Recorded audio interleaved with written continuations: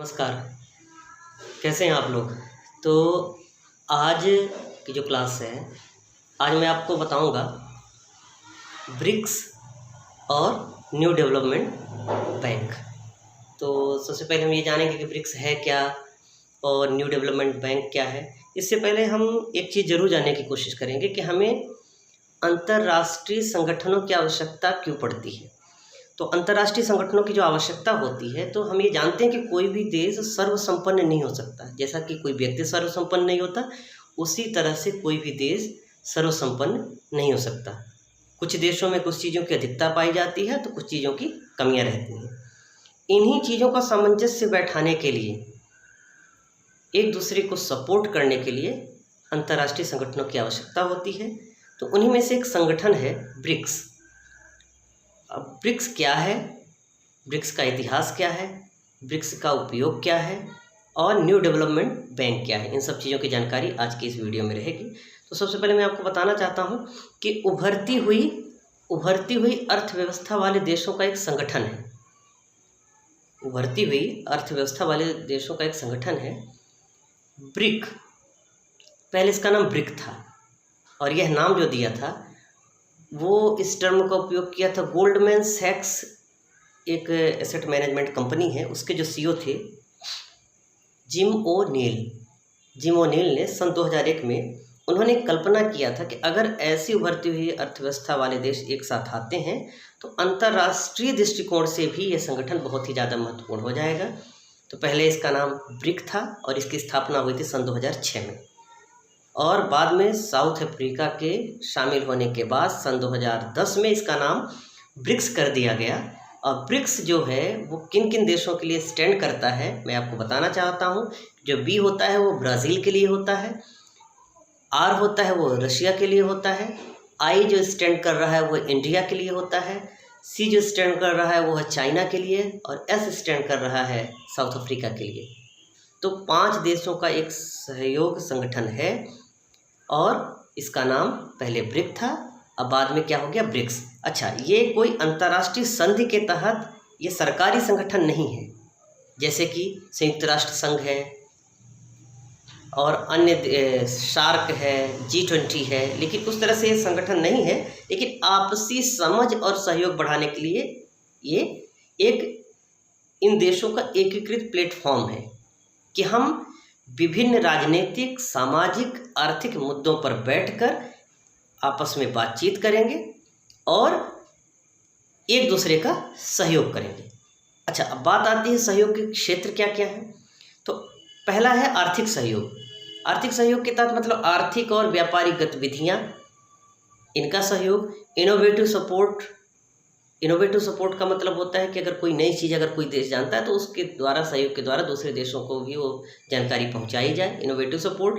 Border tax फी वगैरह कि हमारे देश का सामान आपके देश में आ रहा है तो आप बॉर्डर टैक्स कम करिए, तो इससे क्या होता है, लचीलापन आता है, लिक्विडिटी जिसको कहते हैं, और उसके थ्रू एक दूसरे के पास सामान पहुँचाने की जो ज़रूरत होती है और जो सरलता आ जाती है, उससे एक दूसरे का आदान प्रदान अच्छा होता है।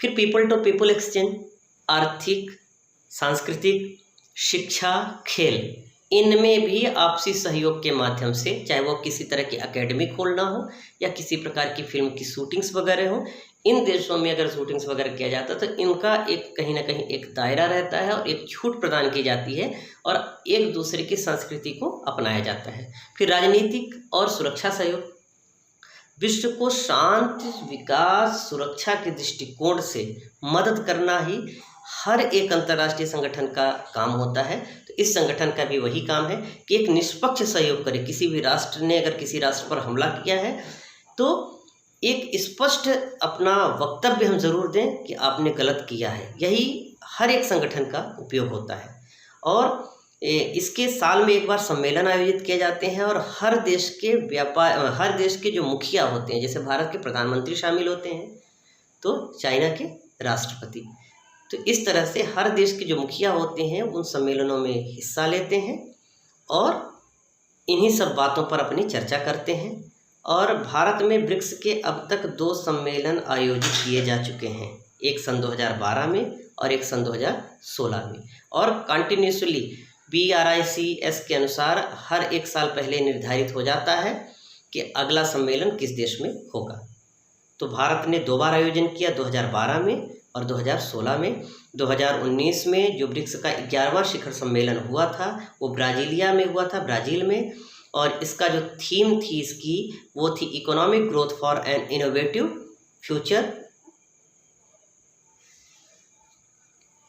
Economic growth for an innovative future, ये इसकी थीम थी। और 2020 का जो शिखर सम्मेलन था वो प्रस्तावित था सेंट पीटर्सबर्ग में, रूस में, लेकिन कोरोना के कारण इसे अनिश्चितकालीन समय के लिए स्थगित कर दिया गया है। तो ये था ब्रिक्स की जानकारी। स्थापना सन 2006 में। टर्म जो यूज़ किया था वो जिम ओ'नील ने किया था। उभरते हुए देशों की अर्थव्यवस्था का समूह है। भारत ने 2 बार इसकी अध्यक्षता की है, सन 2012 में और सन 2016 में। और 2020 का जो आयोजन था सेंट पीटर्सबर्ग में होने वाला था, जो कि कोरोना के कारण स्थगित कर दिया गया है। बात करते हैं new development bank, NDB। NDB है क्या, इसका मुख्यालय कहाँ है, इसका उपयोग क्या है? तो NDB जो है वो ब्रिक्स समूह के देशों द्वारा स्थापित एक नए बैंक का आधिकारिक नाम है, न्यू डेवलपमेंट बैंक।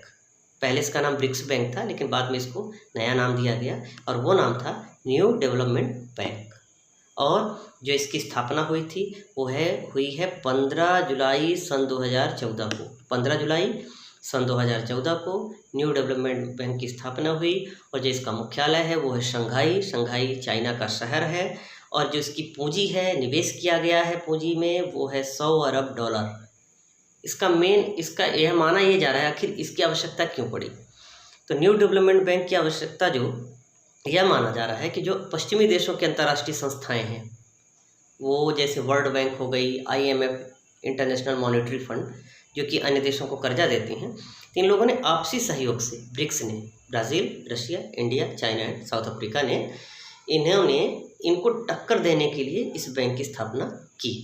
जो इसका उद्देश्य है वो इंफ्रास्ट्रक्चरल डेवलपमेंट और इन सभी प्रोजेक्ट्स के लिए एक दूसरे का सहयोग करना है, और जिससे कि हमें पश्चिमी देशों के ऊपर ज़्यादातर निर्भर ना रहना पड़े, इसलिए इस बैंक की बहुत ही ज़्यादा आवश्यकता थी। और NDB के जो पहले अध्यक्ष थे वो सौभाग्य प्राप्त हुआ हमारे भारत को, और केवी कामत ये हमारे NDB के पहले अध्यक्ष थे।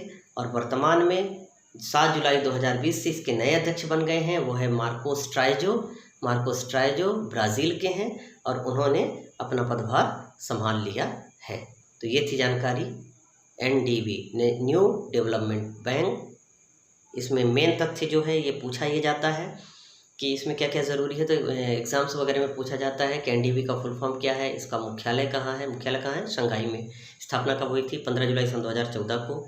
और इसका निवेश कितना हुआ, $100 अरब।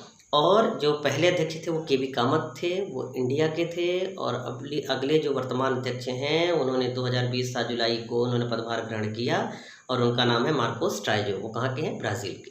तो आशा है आपको हमारी जानकारी पसंद आई होगी। तो अगले वीडियो के लिए कुछ और अन्य अंतर्राष्ट्रीय संस्थाओं के साथ मैं अगले 1-2 दिन में फिर से आपके पास आऊँगा। तो मेरे इस वीडियो को लाइक और शेयर ज़रूर करिए, और अगर किसी प्रकार की कोई कमी होती है तो उन कमियों को भी ज़रूर कमेंट बॉक्स में बताएं, जिससे हम अगली बार उन गलतियों को सुधारते हुए आपके सामने एक और अच्छा सा बना हुआ प्यारा सा वीडियो आपके सामने प्रस्तुत करूँ। Thank you.